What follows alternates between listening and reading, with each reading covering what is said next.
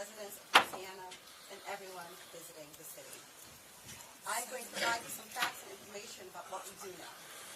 I know that all of you will have questions, and we will try to provide some answers. But this is an ongoing investigation that's rapidly evolving. So there are some questions I will be unable to answer at this time. The FBI is the lead investigative agency, and we're investigating this as an attack of terrorism, along with our partners. Today at approximately 3:15 a.m. Central Standard Time, an individual drove a pickup truck into a crowd on Bourbon Street in New Orleans, killing at least 10 individuals and injuring dozens more. After hitting the crowd, he exited the vehicle and fired upon local law enforcement. Law enforcement returned fire and the subject was pronounced deceased at the scene. 2 law enforcement officers were injured and transported to local hospitals. The subject has been identified as 42-year-old Shamsud-Din Jabbar, a U.S.-born citizen from Texas. He was driving a Ford pickup truck, which appears to be rented, and we are working to confirm how the subject came in possession of this vehicle. An ISIS flag was located on the trailer hitch of the vehicle, and the FBI is working to determine the subject's potential associations and affiliations with terrorist organizations. Weapons and potential improvised explosive devices, IEDs, were located in the subject's vehicle. Other potential IEDs were also located in the French Quarter. As of now, 2 IEDs have been found and rendered safe. The FBI's Intelligent Bomb Technology, as our local law enforcement partners, have been working to determine if any of these devices are viable, and they will work to render those devices safe. The FBI, we are working with our partners to investigate this as an act of terrorism.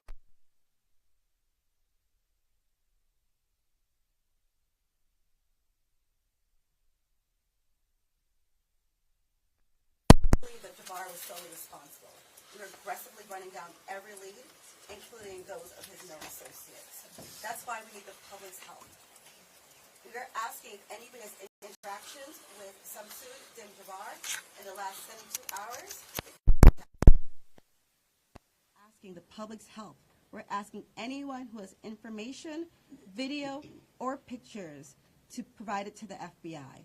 We have set up a digital tip line as well as our 1-800 number, 1-800-CALL-FBI. Please provide us with any information that can assist us in this investigation. Once again, thank you for your patience and assistance. For an updated statements or information, please check the FBI's website and our social media accounts.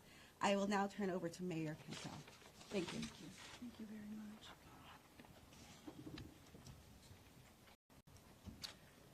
Thank you, Agent Duncan, for your leadership and the full support of the FBI.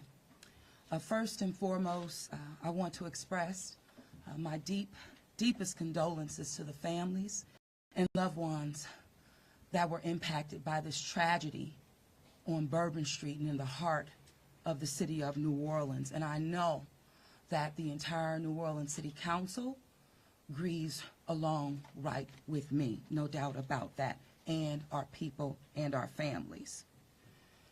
My priority will continue to be to ensure that victims that remain on Bourbon Street now will be serviced and removed as soon as possible. But as stated, the FBI is in charge of this investigation and are doing everything necessary to make this happen. I also want to acknowledge hearing from President Biden, all of our federal partners, but most importantly, calling Governor Landry this morning, responded with haste, and we do say thank you. And of course, a demonstration of a unified support is right here in this room. That's how we collectively responded to this tragedy in the city of New Orleans. The mission now is to facilitate, support, and coordinate safety procedures to keep our residents and our visitors safe. I've gone to the hospital along with Chief Kirkpatrick to visit our police officers, and considering their injuries, they're doing well. As I mentioned, This investigation is ongoing, and the FBI remains the lead in the investigation. It is an active crime scene as well. We are committed, no doubt, to uncovering all details surrounding this tragedy. And we're taking every necessary step to put even more safety procedures in place, especially given the nature of the investigation. I'm going to ask people to do not go around our secured area if there is no essential need to do so. It matters, and again, it is an active crime scene. I also want you all to know that the Greater New Orleans Foundation has set up a fund to assist victims, and that information will be provided to you. Thank you, Ganoff. Again, I want this unified team. We're leaning in. We will be relentless, and we will do everything that it takes to render real justice. This team will. I want to also just thank our citizens for your heartfelt prayers. New Orleans is a world-class city, and I can say that I've heard from world leaders all this morning and up until now, in addition to my brother and sister mayors across this country. They're calling, they're responding, and they're standing with the city of New Orleans.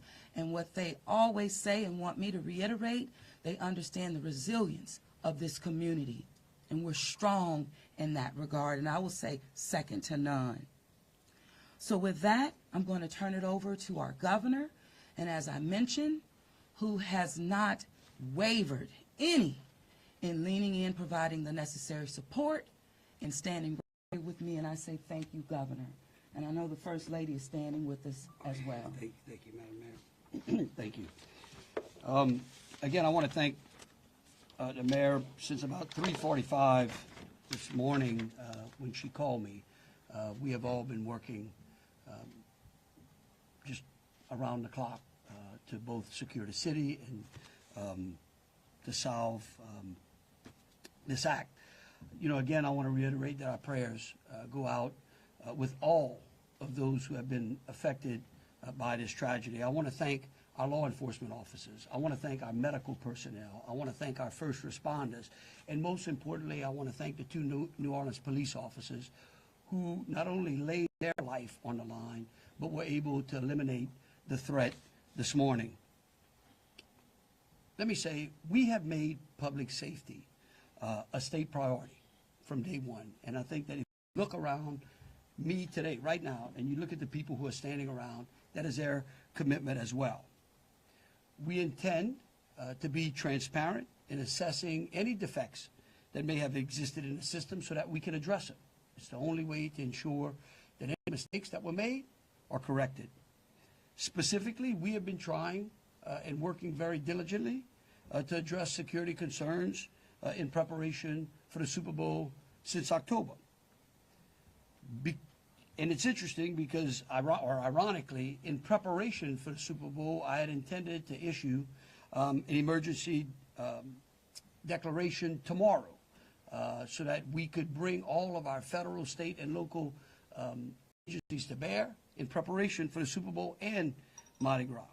But because of the events today, I have amended that emergency declaration and issued it today. So again, that declaration will allow our federal, state, and local partners to bring all of the resources necessary to get this city safe. In light of that executive order, I have also ordered the mobilization of a military police company. I've asked General Freelou to mobilize a military police company to assist both New Orleans Police and LSP and the FBI. It is important for our citizens and guests of this state to know that we are doing everything we can to secure their safety in this city. We want to make it clear, the Superdome and the surrounding area is safe. But I've always said that the safety of this entire city is something that is always paramount to me. With that, I would like to turn it over to Jeff with the Super Bowl. Jeff Duncan.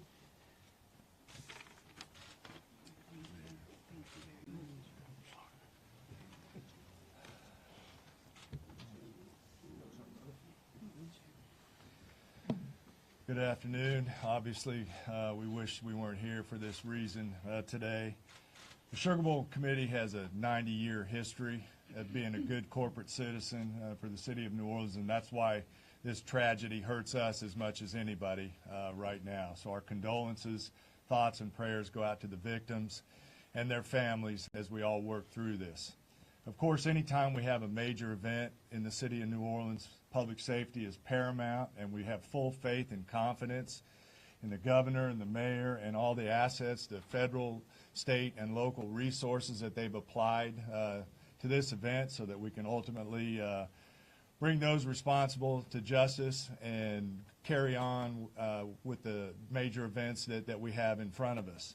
Speaking of which, we were scheduled this evening to have a CFP quarterfinal played in the Superdome at 7:45. We have been in consultation with ESPN, with the College Football Playoff, with the Southeastern Conference, with the University of Georgia, with Notre Dame. All parties and all agree that it's in the best interest of everybody and public safety that we postpone the game for 24 hours.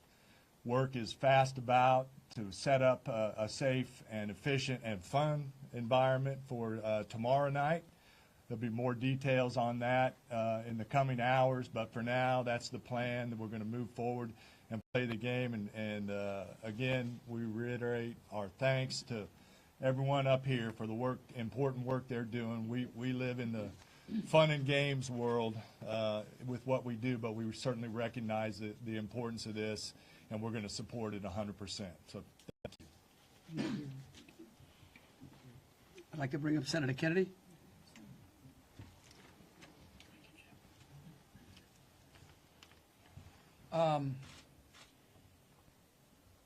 I wish I understood better why bad things happen to good people. If I make it to heaven, I'm going to ask. For those people who don't believe in objective evil, all you have to do is look at what happened in our city early this morning.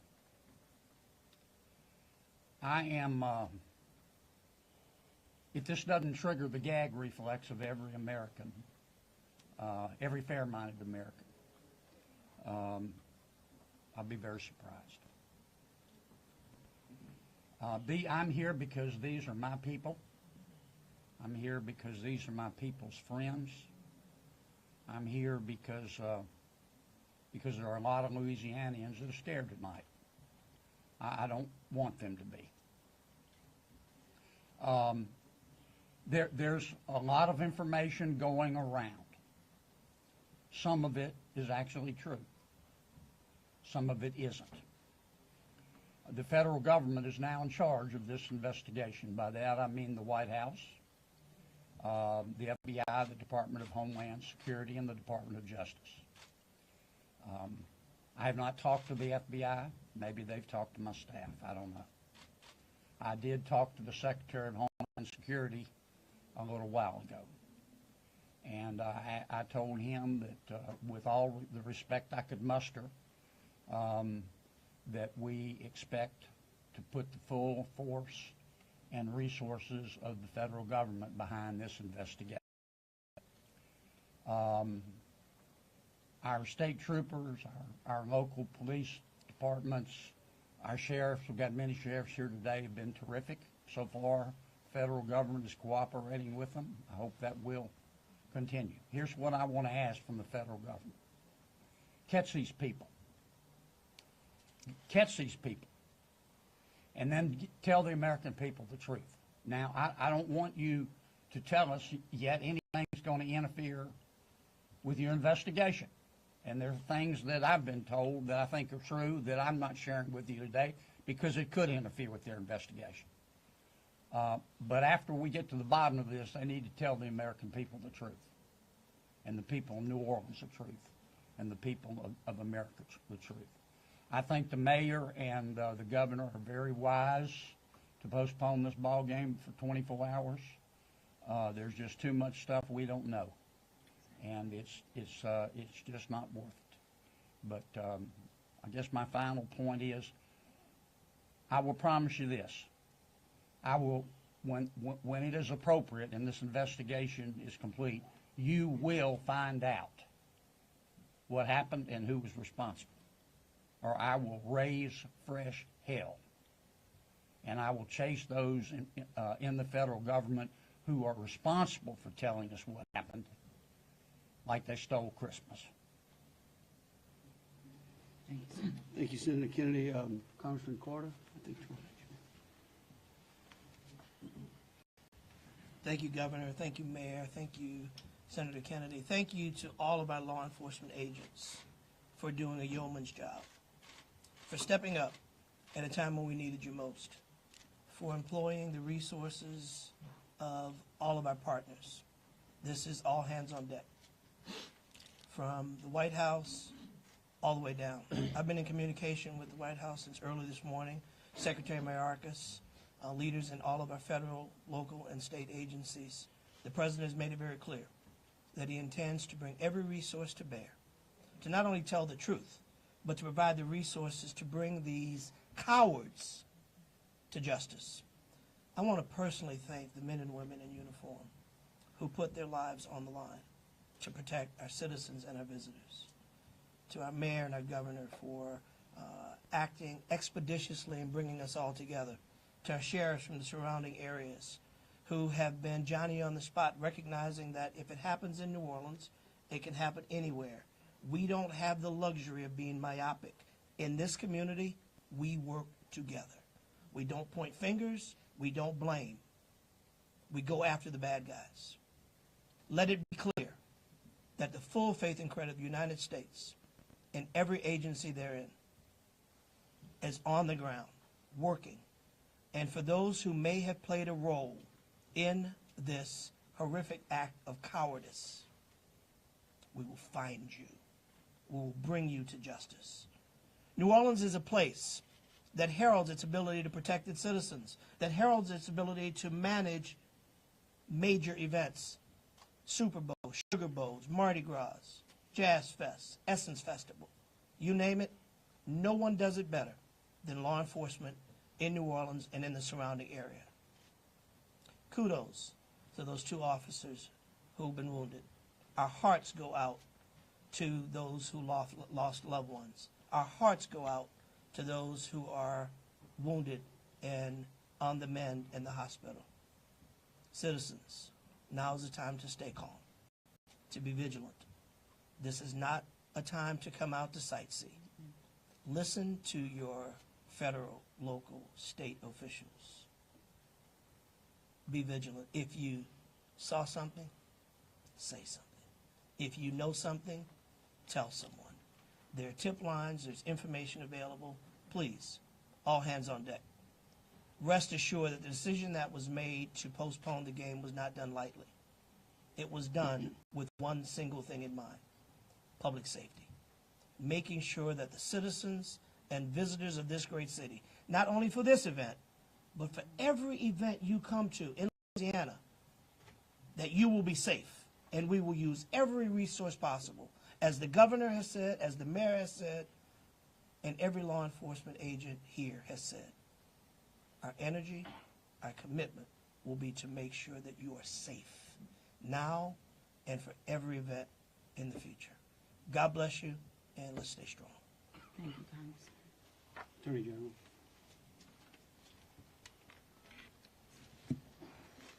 I first want to extend my sincerest condolences to the families of the victims. Parents got a phone call early this morning, that no parent ever wants to receive. And as a parent of children who come to New Orleans and spend time here, I know that that is just something that, you know, we hold our breath sometimes till they're home safe, and some people did not come home safe. And we also have some people who are fighting for their lives right now in the hospital. So I'd ask everyone to pray for them. They need our support and they need our prayers. This was a heinous act, a heinous, cowardly act, and we will find them and we will bring them to justice. My office will be providing both investigative and prosecutorial support to the City of New Orleans, to the District Attorney, Jason Williams in New Orleans, as I have done for months. We will continue to do that. We will provide the governor with whatever support that he needs, and the Governor's Office of Homeland Security, whatever support that they need. I'll be here to help. I will be here to stand with the City of New Orleans. We will bring them to justice. Thank you. Thank you. Thank you, Governor. Thank you, Governor and Mayor. For those who do not know me, my name is Ann Kirkpatrick. I'm the Chief of Police of New Orleans. My title, official title, is Superintendent, but my role is as Chief of Police. You know, you've heard some of the details today, and over the last 24 hours, we had approximately 400 officers in the French Quarter. And as we know, this is not just an act of terrorism. This is evil. And when we face evil, we have a choice. We can run in fear, or we can indeed stand in strength. In a time of crisis, people are looking for leadership. You are looking at the leadership. And I promise you, as the Chief of Police of this city has been tried by fire before. But fire purifies. Fire makes things stronger. We have a plan. We know what to do. We are going to get these people. There is a path forward. Very pleased that we will be back to having a wonderful game tomorrow night. New Orleans police have proven their ability to make the city safer. Just 2 years ago, we were the murder capital of America. Today, from that time 2 years ago, we have driven our murder rate more than 50% down. So we have a track record. But this is different because it's terrorism. Now, I want to thank all of our law enforcement partners. You're fabulous, and we appreciate the partnership. But last night, 3 of our officers engaged this terrorist who shot at them. 3 of the officers returned fire. Those officers did not run in fear. I liked what the mayor said this morning. New Orleans police and all law enforcement is built. We are built for dealing with evil, with things that would cause others to be in fear, but instead our officers, and last night NOPD particular, stood strong. They did not run. They did kill the terrorist. We have 2 officers indeed who received gunfire. They will be okay. We have personally gone to see them. But this is leadership for you. And I promise, as the Chief of Police of this fantastic city, that I will be strong and firm and fearless. Thank you. Thank you. In wrapping it up, I want to just close with a couple of things. I want to thank Senator Kennedy and Congressman Carter. I want to thank again all of our law enforcement officers out there. I want the families of the victims to know that I will be issuing an executive order that tomorrow, when Notre Dame plays Georgia, every flag of every state building in this state is going to be at half-mast. In remembrance of them, but remembering something else. That fear in this state is a liar. And these folks right here are going to make sure that justice is served. And for the citizens out there that were saying, well, man, do I really want to go to the Sugar Bowl tomorrow? I tell you one thing, your governor's going to be there. That is proof, believe you me, that that facility in this city is safer today than it was yesterday. And as we come to additional events in this city, I know in speaking with Senator Kennedy and Congressman Carter, and FBI, acting director, and the incoming administration, that they are going to ensure that this city has the resources necessary to protect our citizens and our guests. And so with that, we'll take some questions. All right, if you could, we'll start over here with CBS. Katie, we'll work our way across the room. If I miss you, just give me a holler. I may not see you. Go ahead, Thank Katie. you, sir. Katie Weiss with CBS News. I mean, I think this has been a really tough day for a lot of people, but at this point, we're hearing that the death toll, according to some FBI sources, has gone up to 15. Is this true? Who wants to answer? I can speak for it, You- because unless you have a final number. We do not have a final number. We know that we have confirmed 10, but we did have people who had been transported who were in critical condition. And so I do not know that, but I can confirm 10. And one quick follow-up question, if I may. We know that there have been some local records in Texas about a misdemeanor background on this suspect. Any signs or warnings ahead of time about this person or their plans for what happened this morning? Because that is the investigation part, I will give the FBI. At this time, we cannot go into details about the subject's history. What I can tell you, the person was an Army veteran. We believe he was honorary discharge, but we're working through this process, figuring out all this information. The goal with the FBI is providing you with the most accurate and complete information. So once that information is confirmed, we'll make sure we push that out. Thank you. Ariel. At this time, do you know exactly, as far as the victims, how many are from here in Louisiana versus out of state, and their ages maybe? At this time, I can't go into details about all the victims. We want to make sure that first that the family is notified appropriately before we put any information out there. So once the families are all notified, then we'll go ahead and release a statement to everyone. And I would ask the press, in relation to the victims and those that are in hospitals, you could just refrain from worrying about them so their loved ones can take care of them, and the medical personnel that are trying to get them out of the hospital can do so. And as information becomes available, we want to respect the privacy of those who are still either fighting for their lives or being cared for. Thank you. A follow-up, if I may. Go ahead. You guys mentioned accomplices. You don't think that the suspect acted alone. About how many more suspects are you guys looking into at this point? It's a range of suspects. Right now with the FBI, we do not want to rule anything out. So that's why we're asking if anyone has had any interaction with the deceased subject Jabbar in the last 72 hours, provide us with this information. You can provide us that information through 1-800-CALL-FBI or our digital tips line, which is available on our social media website, as well as the big FBI website. Can I say something like that? Tell me who you're with. WDSU. WDSU. Okay, and CBS. The NBC's over here on the Oh, that's an unusual position. I don't get it. You wouldn't.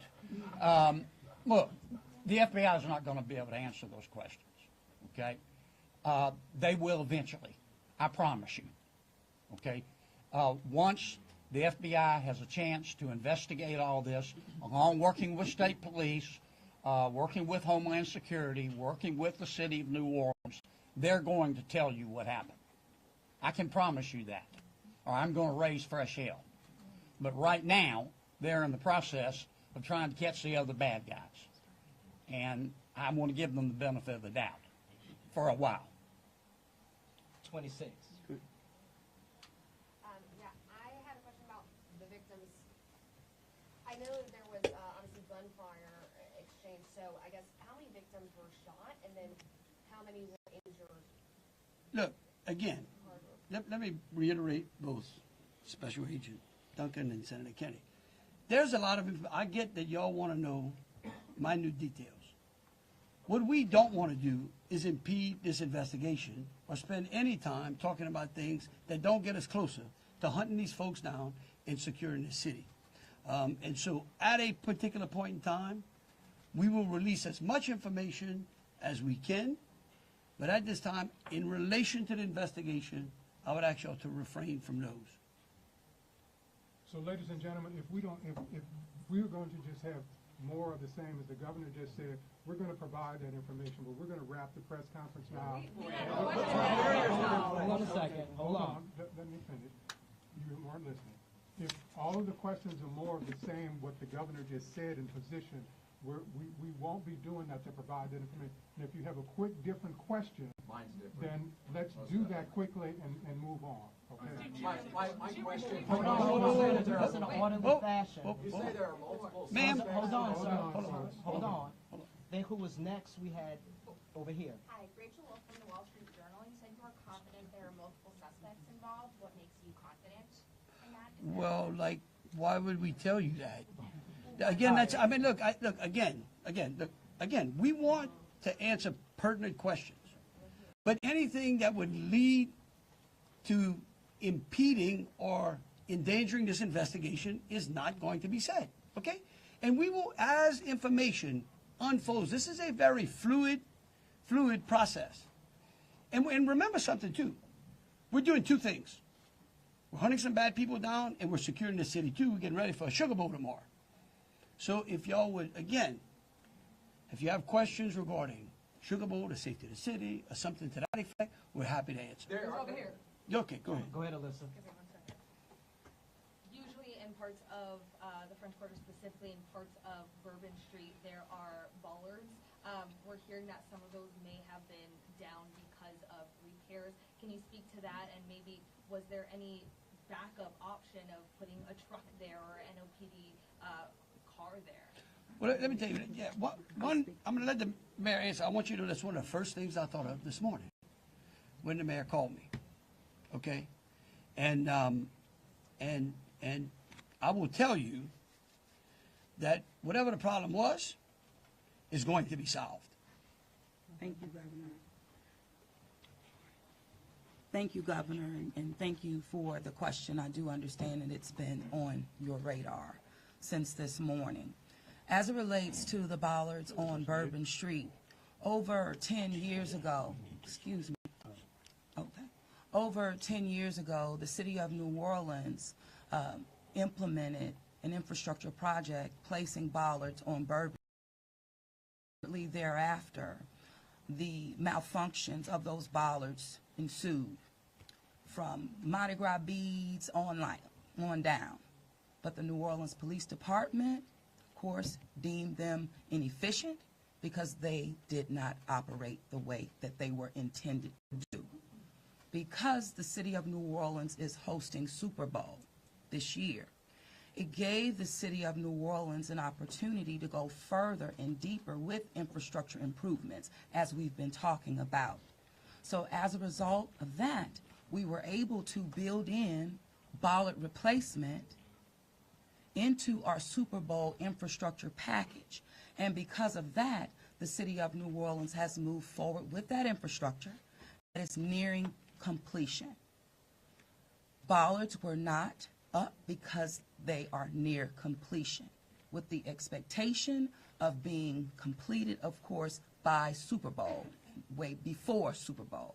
But that is the reason. Now, the New Orleans Police Department, and Chief, you can speak to the deployment to respond to our needs and existing conditions. All right, so we have been aware of the bollard situation for a long time, and we did indeed harden those target areas where the bollards are. We have patrol cars out there as a hard target, as well as with barriers. Now, I want to share with y'all, if you did not know, that this particular terrorist drove around onto the sidewalk and got around the hard target, where he did have a car there, we had barriers there, we had officers there, and they still got around. Now, the wedges that you see out there as well, we knew that that had malfunction problems. And I want you to understand, and it got stuck. There is no way that ambulance could get in or out, people couldn't get in and out, so we knew that these were malfunction. So we did indeed have a plan, but the terrorist defeated it. A follow-up, if I Yeah, may. let me just say this. We recognize we got a problem right here, right? We're going to fix it. It is going to be a top priority as we go into the Super Bowl in Mardi Gras. And the solution that we're going to come up with is going to be a permanent one. It's going to be placed into the standard operating procedure of having major events and securing that quarter. A follow-up, if I may. Obviously, Sugar Bowl postponed till tomorrow, but I'm sure after that game, a lot of people are going to want to celebrate. Are there plans to keep Bourbon Street closed? What does that look like? So right now, Bourbon Street is an active crime scene. And the FBI is in charge of it. When they clear it, and it does not become an active crime scene anymore, we're going to open it up. Olivia Vidal with Fox 8. Can we ask about this military police presence that you want to call it? Is this a private security like Blackwater? Also, would that be a first that a private security firm is mobilized to supplement local and state law enforcement? No. We're not. This is our National Guard. These are our citizens that we're bringing in. It's a military police company that we recognize we need some more resources. We need some more boots on the ground because, again, what we're doing now is twofold. We've got an active investigation and we've got enhanced security. Before this event, we were just enhancing and working on security. So we brought some additional resources. Jesse Kirsch with NBC News. Thank you for holding the press briefing. I just want to clarify something first. You're talking about bollards that are being repaired. Talked about a lift gate that are replaced and then a lift gate that's not been working. Was there a vehicle in place of that lift gate last night? Were there things in place of those bollards which are being repaired? Sure, the chief spoke to the plan in place, and that is yes. That was indeed. So anything that is currently in the midst of being repaired had a backup replacement? It had vehicles and officers were there where all of those ballasts have been. We had that. We knew. So we did have it. And like I said, in this particular case, terrorists just went all the way around up onto the sidewalk. And for the lift gate, what about for the lift gate? Was there a vehicle like backing in and out to block that lift gate area, or was that just down and open? That's what we've heard from witnesses. Captain, the reason I'm calling the captain, he's the captain over that district, and that is a question I'm going to let him address for you. Good evening, everybody. I'm Captain LaJean Roberts of the 8th District. Yes, we did have strategically placed right in front of the wedge, preventing access onto the roadway.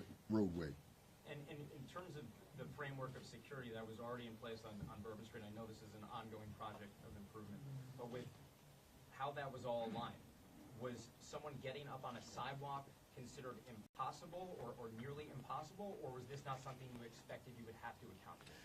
Yes, of course, it wasn't something we expected to account for. The bollards they're actually wedges. They're strategically placed 5 locations throughout the French Quarter on the roadway. This particular terrorist drove onto the sidewalk behind the police car to gain access to the 100 block of Bourbon Street. So if you're worried about someone ever driving down Bourbon Street, why weren't you worried about someone driving up the sidewalk in the same way, or at least bracing for it in the same way for all Okay. the years? All right, look. We can go on what ifs forever. This is evil. And that guy could have easily gone down the sidewalk of Canal Street, where there were a ton of pedestrians on there as well. And there are That's right. on some No, right. sidewalks, so that's, I'm Right. just asking Hold why- on a second. We're gonna move on. Chelsea, go ahead. Just want you to know, however, we recognize, I said earlier, that where there are defects in this system, we are going to be transparent, and we are going to address them with the city and make sure that we fill those gaps as best we can. Yeah. Chelsea Grace with Axios. I have a question just about sort of ongoing public safety today. Special Agent mentioned 2 possible IEDs Were those in the same location? Should residents in the French Quarter or elsewhere be concerned about potential other situations?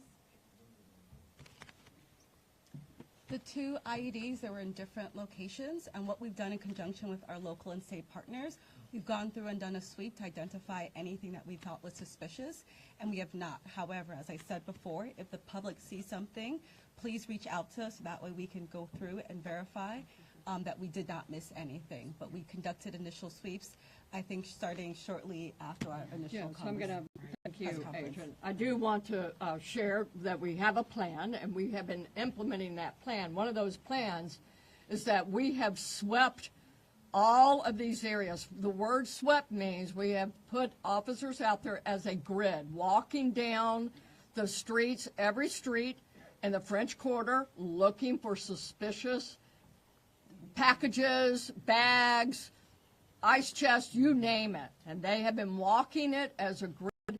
We've been doing the same thing on Poydras and all the accesses into the Superdome.